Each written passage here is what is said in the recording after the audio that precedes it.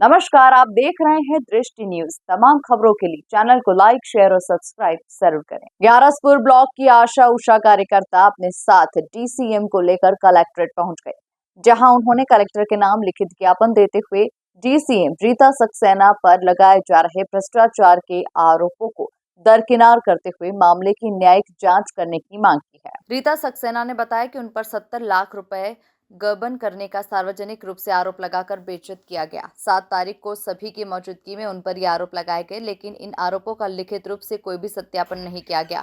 न ही पुलिस के द्वारा किसी प्रकार से कोई कार्रवाई विभाग के द्वारा की गई, जिससे स्वास्थ्य विभाग की ही कार्यप्रणाली पर सवाल खड़े हो रहे हैं। इधर आशा कार्यकर्ताओं ने भी रीता सक्सेना के पक्ष में कलेक्टर को ज्ञापन सौंपते हुए कहा कि वो ईमानदारी से काम कर रही हैं, किसी भी प्रकार का कोई भी नुकसान नहीं किया। इस पूरे मामले में सीएचएमओ डॉक्टर योगेश तिवारी का कहना है कि पूर्व बीएमओ के द्वारा यहां से स्थानांतरित होने के बाद इनकी शिकायत की गई थी, लेकिन उनके द्वारा अब तक कोई भी कानूनी कार्रवाई नहीं की गई, जिससे वो खुद और उनका पूरा विभाग कटघरे में खड़ा है।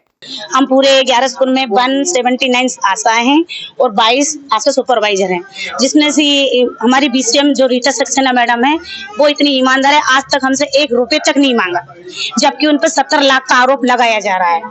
आई हैं जब से ही हमने देखा है उन्हें।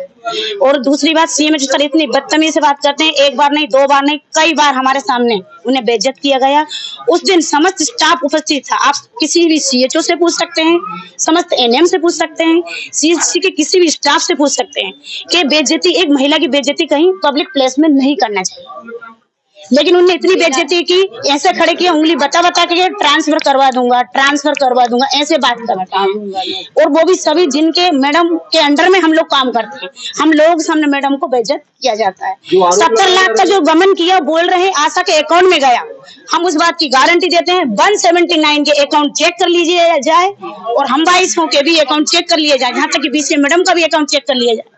अगर हम गलती हैं तो हम हमारी नौकरी छोड़ने के लिए तैयार हैं, और अगर हम गलत नहीं हैं तो जिसने गलत किया, हमें बस न्याय चाहिए, वो हमारे सामने कटघरे में खड़ा। आज कलेक्ट्रेट में किस कारण से? हम इसी के लिए आए कि जो 70 लाख का गमन हुआ, उसकी मतलब जांच की जाए, और जो जांच हो, कौन विरोधी है वो हमारे सामने आए, उसके ऊपर कार्रवाई की जाए। और मुझे 1 साल से मानसिक रूप से प्रताड़ित किया जा रहा है, जिसके लिए आज मैं अपनी आशा और आशा सुपरवाइजर के साथ यहाँ पर खड़ी हुई हूँ, क्योंकि मैं आज न्याय लेने आई हूँ यहाँ। किसके द्वारा किया जा रहा है, पूरी बात बताइए। सर, ये मेरे ऊपर जिला चिकित्सालय अधिकारी महोदय श्रीमान योगेश तिवारी के द्वारा मानसिक रूप से बहुत ज्यादा प्रताड़ित किया जा रहा है, जो मुझसे अब बर्दाश्त नहीं हो रहा है।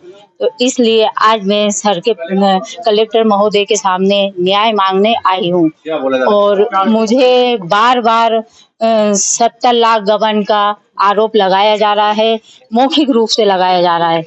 तो इसलिए जी बताइए, किस प्रकार का क्या मामला है? 70 लाख कैसे आए, कैसे गए? 70 लाख ये हम भी नहीं बता सकते हैं, पर है ना, 70 लाख का गमन किया गया। ये हर मीटिंग, हर कार्यक्रम कुछ भी होता है, वहां पर मुझे उंगली उठाकर बात करके, और ये तुम वही हो जिसने 70 लाख का गमन किया। पहले तो मुझे 18 लाख का गमन के द्वारे में बोला, फिर धीरे धीरे मात्राएं बढ़ती गई है, लेकिन सिर्फ मौखिक रूप में ही बताया जाता है। मैं ग्यारसपुर ब्लॉक ग्यारसपुर में बीसीएम ब्लॉक कम्युनिटी मोबिलाइजर की पोस्ट पर। आपने पहले कभी उन्हें कुछ अपनी नहीं, मैं हमेशा हर मीटिंग में उनकी सुनती रही, चुपचाप रही, लेकिन 7 तारीख को ग्यारसपुर में सीएससी ग्यारसपुर में ही वो खुद ही आए थे स्वयं ही, और मीटिंग चल रही थी। उसमें समस्त सीएचओ, समस्त एनएम, समस्त सेक्टर सुपरवाइजर और वहाँ के सीएससी के सभी कर्मचारी भी उपस्थित थे। उन्हीं के बीच में मुझे खड़ा कर मुझसे अभद्र व्यवहार किया, बदतमीजी से बोले हैं, और उंगली उठाकर मुझसे फिर वो वही शब्द यूज किया कि तुम वही हो जिसने 70 लाख का गमन किया है, हमेशा मुझसे, और एफआईआर करो इसके नाम से, इस तरीके से मुझसे बोला गया है। यही तो अभद्रता है कि उंगली उठा के, जहाँ भी देखो मुझे उंगली उठाकर तुम वही हो। अगर मैं ये चाहती हूँ कि अगर ये 70 लाख का गबन मेरे द्वारा जो किया गया है उसका मुझे लिखित रूप में और मैं उसको प्रूफ में मुझे दिखाएं कि ये 70 लाख का गबन कहाँ किया, कैसे किया और किसके पास मैंने ये 70 लाख किसके खाते में डाले हैं। दिसंबर 23 और जनवरी और फरवरी 24 में तत्कालीन बीएमओ डॉक्टर सुनीता नागेश, जिनका ट्रांसफर होशंगाबाद हो चुका है, इन्होंने इनके कार्यकाल के दौरान जब ये होशंगाबाद पहुंची तो इनको पता लगा कि इनके कार्यकाल के दौरान आशा कार्यकर्ताओं को जो भुगतान हुआ है बिना इसकी जानकारी में, बीएमओ की जानकारी में और बिना उनके मोबाइल के आईडी पर कोई भी ओटीपी आए हुए किया है। वो लगभग 22-23 लाख रुपए एक महीने के हिसाब से है, तो ऐसी है 69-70 लाख के आसपास का पेमेंट हुआ है। तो जब मैंने कहा उनसे कि भी कैसे पेमेंट किया बिना बीएमओ की, तो इसने रीता सक्सेना है जो इसने वहाँ के बीएमओ, उसके बाद के जो बीएमओ थे उससे हस्ताक्षर करके भेज दिए। उसके बाद के बीएमओ का तो कोई रोल ही नहीं है, वो हस्ताक्षर कर भी नहीं सकता उसके ऊपर।